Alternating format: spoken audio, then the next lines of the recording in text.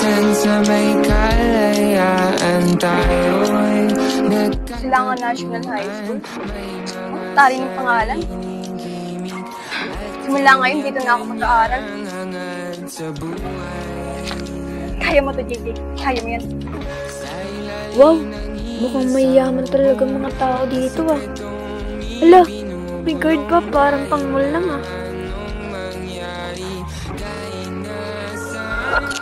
Sorry po! Good morning. Saan po ito? Section E? Ew. Doon pa yun sa third floor eh. Punta ka na lang. Thank you. Kainis. Grabe mong jet si ate, kala mo kung sino. Excuse me? Excuse me? Excuse me? One look and then you iba na. Malagkit, dumikit ang tingin ng mata. Ito po ba yung section E? Not here. Go back to the main building. Sabi kasi no... Are you deaf? Leave! Sino siya? Ang lakas ng dating, ang lakas ng dating, ang lakas ng dating. Ay sino siya? Pag nakitang gumiling talagang manggigigil ka. Galing-galing mo, galaw na gusto ko. Sige igiling, igiling, wag hihinto. O dalin-dalin mo sa'yo. Nakita ko ng mga records niya. Bagay talaga siya sa section E. So, anong plano? We're gonna make her quit or leave. Basta mapalis natin siya sa section E. Oo, tama. Okay, class, don't forget your assignment. Class dismiss.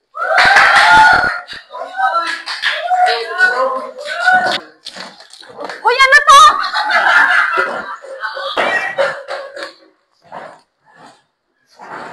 Talaga ba umabot kayo sa ganito? I told you, you will regret not following me. Ang childish mo!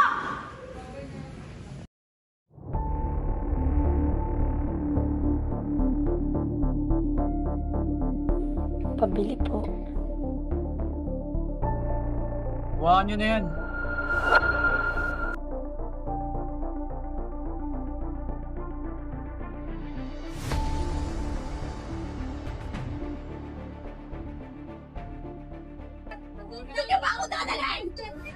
Sumama ka na lang. Yun, ikaw ba yan? Alam niyo na ni Di nating pagsasama. Di ba't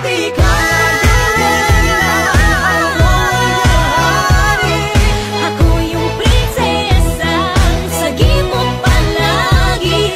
Ngunit ngayon'y malayo ka at malabong mangyari.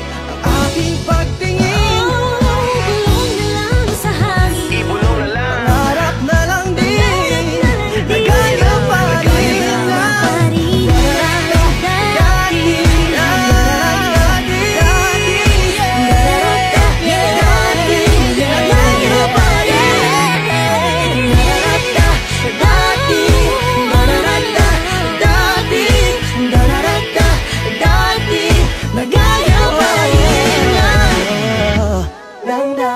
Asan si Kiefer? Alam niya ba to? Wala. Pumunta siya na abroad para magpagaling.